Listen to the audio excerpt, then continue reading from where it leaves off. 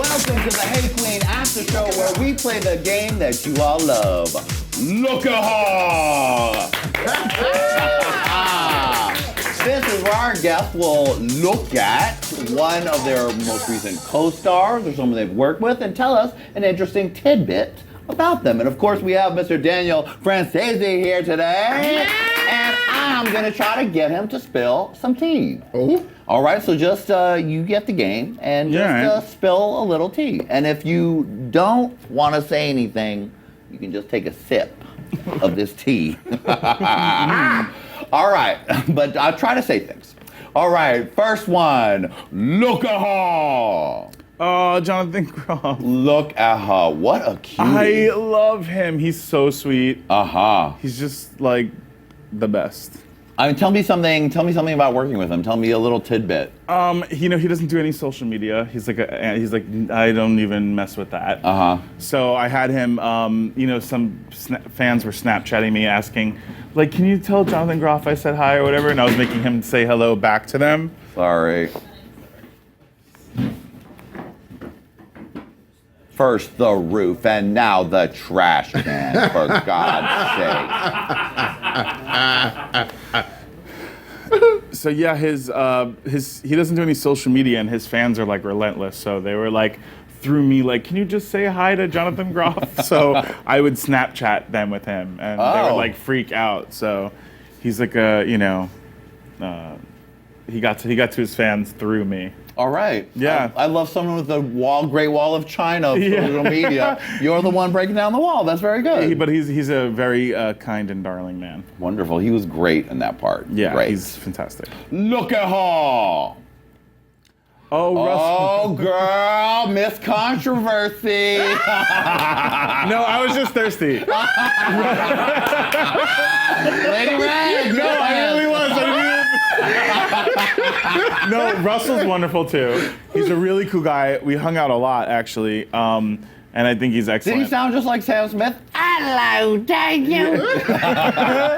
No, I think those words that he said was something that was taken out of his personal experience and maybe misconstrued a little bit. Well, I mean, look, we're living in a time when mask for mass is like everyone's obsessed with masculinity, but at the same time obsessed with PC-ness and making sure everyone feels okay. So that's a delicate dance to walk. There was definitely a hypersensitivity, but the Russell that I know that I hung out with, has zero issue with those things. I think it was just poor, as he said, poor speaking. Right. We all get caught up in bitch. I mean, the day that he must have had. Were you on set with him when that happened? No, we were done. But it was ironic because I read a monthly column now for Attitude magazine, and I wrote one about how my dad won't watch Looking the day that came out. Wow. And it was it's almost the opposite conversation. Right. So I felt like, well, I kind of said what I needed to say in my article. But he's an amazing, kind man, so. He's not like, oh, I don't like those. He's like, oh, those bloody faggots.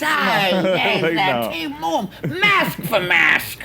He does seem like a lovely person.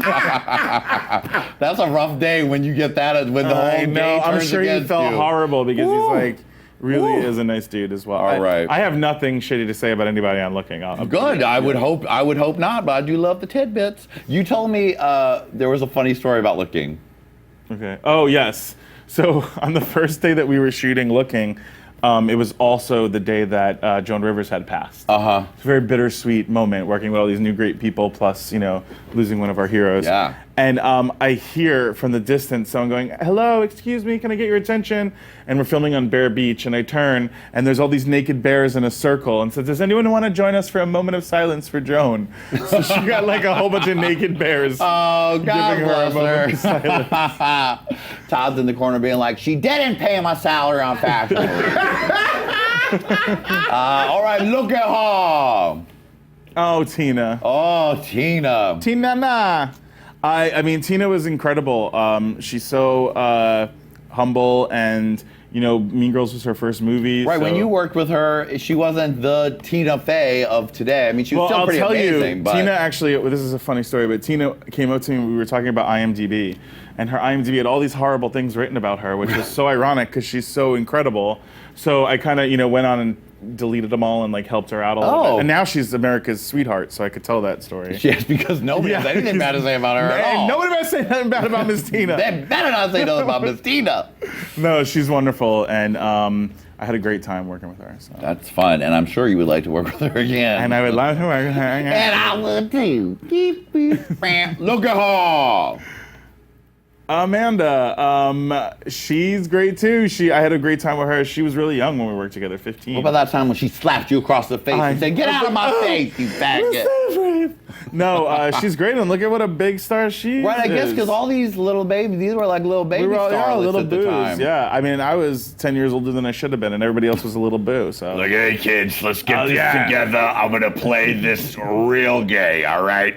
Hey, guys. I got 2 words of advice to you: get a car and stay away from Andy Dick. Look at her. Larry Clark. He's a very nice guy. I was extremely intimidated by him when I met him. Did he seem molesty? And I don't mean that in a negative way because I am a huge Larry Clark fan, but all of his movies are a little bit molesty, including that one. And let me tell you, I thoroughly enjoyed the molestiness of that movie with all the camera work over Brad Renfro humping those people. Such a hypersexual. Yeah, it is. I wasn't a hypersexual character. Once again, the big boy, but even though it was a true story, but the big boy becomes like, the not one that's sexy. I don't know. Well, that was not really a sexy character. I know. No one was really sexy. I did feel up B.G. Phillips's boob during a massage moment. That was like my first like little sexy moment, but I didn't really have a molesty vibe at all.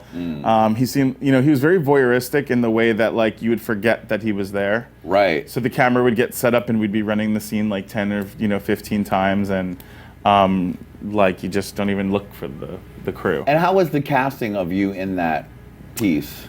Oh, girl, that's a whole nother story. Oh, yeah. Yeah, but like I was doing musical theater out in South Florida, and one of my co-stars' partners was a drag queen named Electra. Okay. Who's like a big Miami drag queen, and she used to run this talent show. That was like kind of a surprise talent show. Like it wouldn't be advertised or anything. It would just be like Electra, and then she'd be like, "Who's got talent?" So I would prepare stuff, and I would sort of. You're a little teen. I was 20. Yeah. Okay. 21. You're not still a teen. And so I would like, I was very, younger for my age too. So I would like go and perform things and supplement part of my rent from like, your prize winnings. From my prize winnings.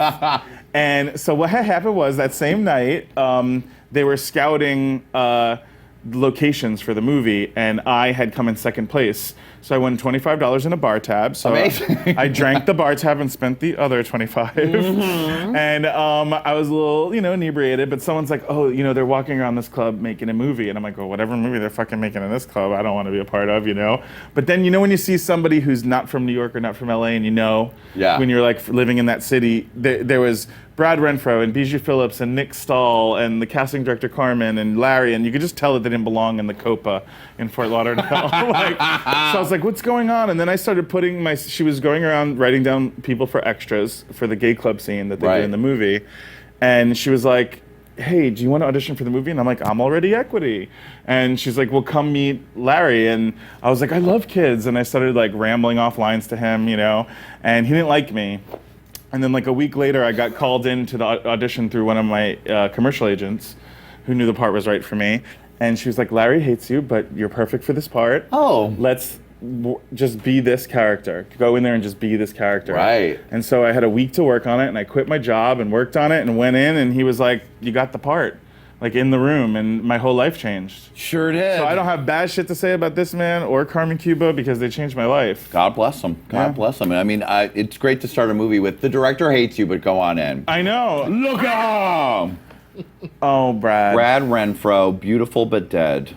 Oh man, that was really sad. He again, a man saddled by a lot of demons, but a very kind. How old person. was he when y'all were working together? I don't really remember. I want to say 23 or 24. Yeah, really young. And when did he die? No, I was 23, so he must have been younger than me. How long after the movie did he pass away? I don't remember. 5 or 6 years? The same month as Heath Ledger. So what is that, like 2007? Okay, so it was a little while later. Yeah, I had seen him a couple of times since. I just thought he was really kind, but he's like one of those guys that just, you know, because of Hollywood didn't really have a chance. Like he got like a bunch of money to do The Client when he was younger, and then everybody around him wanted that money, you know, and I think he just sort of went through some tough times. I don't know, it's making me sad. He's a really nice guy. Let's move on. Ghost of Brad Renfro, you still look cute in that movie. Look at her. Oh, Lindsay. Look at her. Everybody. I said, look at her. I literally I want to like rewind to like the production meeting before this where you're like, throw a bunch of bitches before it and get to Lindsay. Yeah, there's not a production meeting. It's me going in the booth being like, don't move Lindsay to last. Let's hope he says something. Let's hope he says something, Lady Red. Lady Red, I need you to say it too. Look at her.